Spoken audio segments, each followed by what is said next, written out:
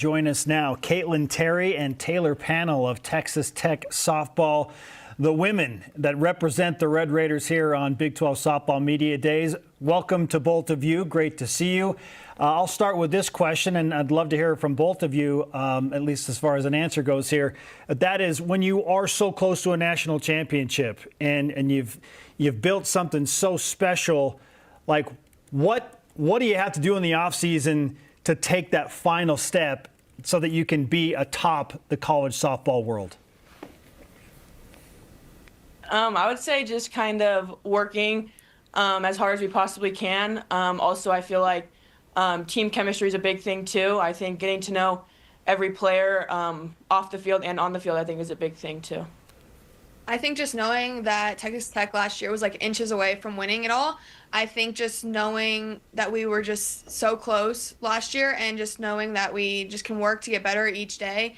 And like KT said, just like our chemistry, getting to know one another and just wanting to win for each other.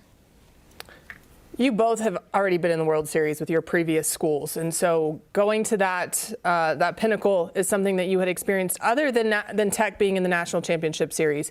What was it about Coach Glasgow, the Texas Tech program, that drew you guys to want to go ahead and, hey, jump ship and join? I would say I think just his coaching. He does anything to win, no matter what it is. I think that was probably the biggest thing, playing them in the World Series, just being in right field, kind of just seeing like his coaching style was amazing, and he just wants to win no matter what. I think the same thing. I think the moment we were scouting that game at my previous school and just watching them steal home, I was like, that's insane, but that's also the way I want to play softball. Like, I want to take the high risk, high reward, just being all out, just loving the game of softball. Like Coach Glasgow said, treating the game right, it'll treat you right, taking those big risks and just playing out and just having fun. And a question for both of you. Taylor, what is it like to compete against some of the best pitchers in the country every single day on your team? And then Terry, obviously the same thing. What is it like to compete against these hitters? How does that make both of you better? And overall, just what's that competition like? I think just knowing we can hit anything. I think KT, lefty side, hard rise ball in. I think that gets everyone better. I think we have hard down. We have good changeups. We have obviously Nyjah. I think we have one of the best pitching staffs, if not the best pitching staff in the whole country. And I think just getting the hitters confident enough to just know that we can hit literally anybody, just going into any game, just like Coach said, cocky, confident hitters, and that'll just take us a long way. I would say going against the hitters is definitely a struggle sometimes, just knowing that we scrimmage a lot and they've seen all of us every single time. I think it helps me personally get out of my comfort zone, having to throw them different things in a different sequence. But I think that's the way it gets me better, is that I don't just stay on just a rise ball. Like I have my down ball change up. Like I get everything into that. Yeah, both of you do bring a unique perspective because you are transferring in and you're getting to a program that is, as I mentioned, on the doorstep of winning a national championship. So how do the two of you try and make this streamlined and seamlessly integrate your games into a squad to where you feel like, okay, we have collectively gotten better? Yeah, I think we both come with experience. Like you said, we were both in the World Series before. I think last year that was Texas Tech's first time going to the World Series. I think that we just bring the experience and the knowledge of what it takes to get there and just prove that it just wasn't like a one-time thing, that we'll be back this year, and that's the goal of the whole team, is to go back and get a ring. But it just comes with long preparation. We put the time in.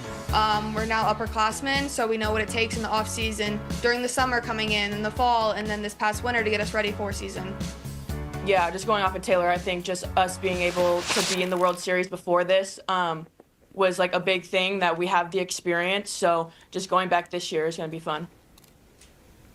Caitlin, you're obviously a successful pitcher in your own right. You are joining another successful pitcher. A lot of times that 1-2 punch, sometimes you can take a deep breath and be like, it's not all on me every day. But how are you and Nyjah working together and complementing each other in the bullpen, in scrimmages? Just how is that dynamic working for you two? I think it's great. It's just both of us just being ourselves. A big reason why I did want to come here is I wanted to have Nyjah's back and work with her and get her knowledge as well as a pitcher. But I think it's just great. Like, we know each other off the field as well. Just having that chemistry between each other is probably the best thing. And both of you new to the team this year, how have the returners brought you into the cultures and standards at Texas Tech?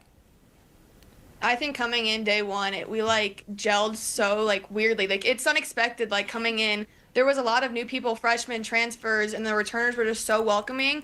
I think just knowing they were so close last year and everyone coming in, it just has the same goal. I think we just bonded really over that, and we got to work day one, and now we just go eat as a team. We want to hang out with each other. We don't want to separate when we're not at the field. So it's just really fun, even in the off season and just coming into season. I think it just makes us more excited for season. Yeah, I'm glad that you mentioned the word fun, because I think one of the things that makes softball so unique is it's very easy to see the joy of the players during the game with the chants and the smiles and the practical jokes in the dugout.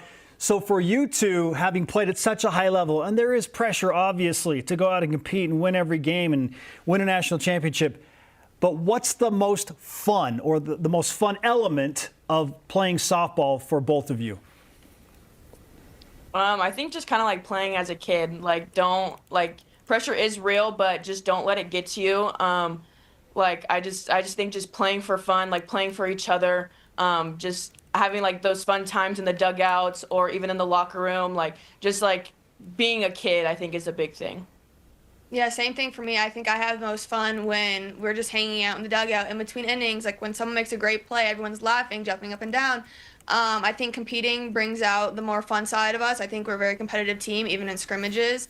And I think even our scrimmages are fun. So I enjoy going to practice every day. So as we close out this final question, between the two of you in those scrimmages, who would you say has the advantage over the course of the fall and now into the spring? I don't know. I think it's definitely 50-50, or it's just I don't think it's one over the other. I think it's just whoever competes harder, whoever competes more, whatever. But Yeah. I think it's definitely been like 50-50. Like, hitters win, pitchers win. Like, it's just back and forth. I think both of us have had like our fair shares of wins, but honestly, this spring, not saying like they should do this, but we've been on the same team like majority of the time, Yeah. and I like it that way. So it's been fun. Your coach said, "Hey, I want my players to be confident and cocky." I was waiting for one of you to be like, "Oh, I dominated. I absolutely dominated her." But these are signs of good teammates. You're great teammates. And we're excited to watch Texas Tech softball into the spring. Good luck to both of you, and thanks for spending some time with us. Thank Thank you. you.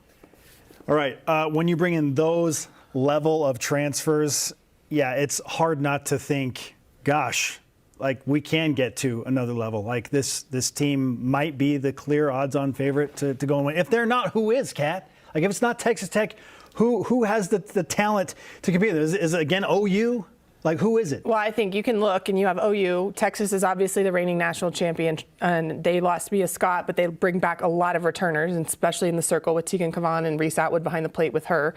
So there's a number of teams that can compete. Now, when you look at rosters 1 through 12, I don't know that you have as many that can go as deep as Texas Tech can.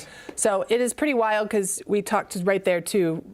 You know, Taylor was an All-American at Tennessee. Terry obviously went to the World Series with UCLA. Yeah.